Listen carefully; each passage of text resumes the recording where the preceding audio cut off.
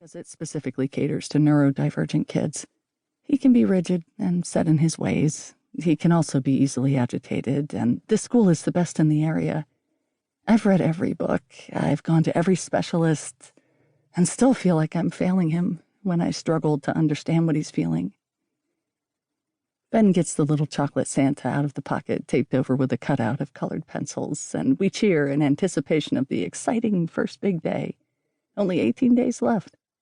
And I get a secret reward of my own. I'm a day closer to a few minutes of peace and quiet. I swell with love for him as he opens the foil around the chocolate with the care and precision of a surgeon. He is my joy, but I'm so very tired these last weeks. The heat is getting to him, making him irritable. I can tell because he loses interest in counting each green bean end and stares off.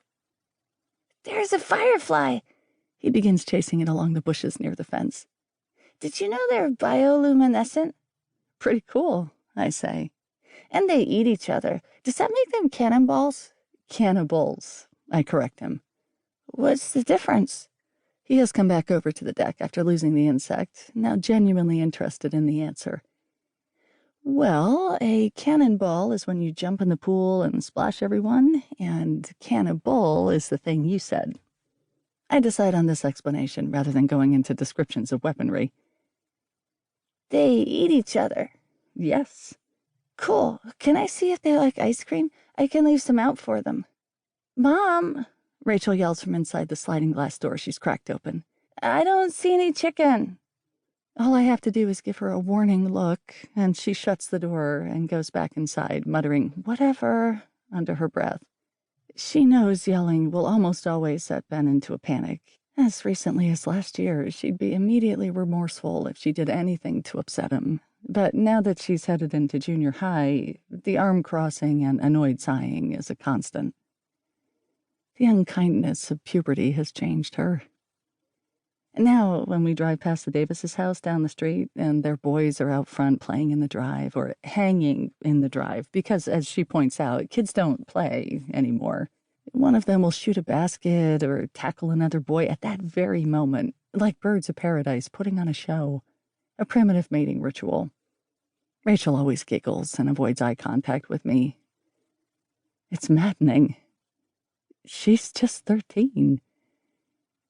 "Bennett," I say, smiling, "I think there's some mint chip I hid in the back of the freezer."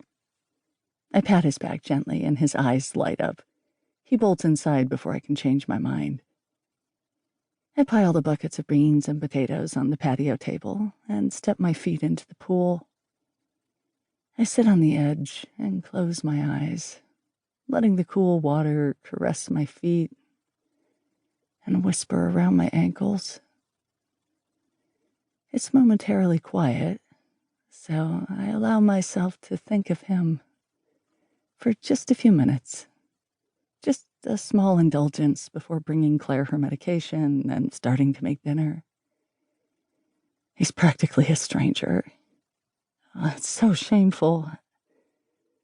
I think about the way we tumbled in his door and didn't even make it to the couch. He pushed me gently against the entryway wall and pulled my shirt over my head. The flutter in my stomach is quickly extinguished by the crushing guilt I feel, and I try to push away the thoughts. "Mom!" Rachel calls from the kitchen. "Dad's on the phone." She walks out holding her phone and hands it to me with an annoyed sigh. My hands tremble a little. It feels as if he overheard my thoughts and interrupted them on purpose. Rachel notices my hands. "What's up with you?" she asks, standing with a hand on a hip, waiting for her phone back. "You just startled me. I'm fine. And stop yelling."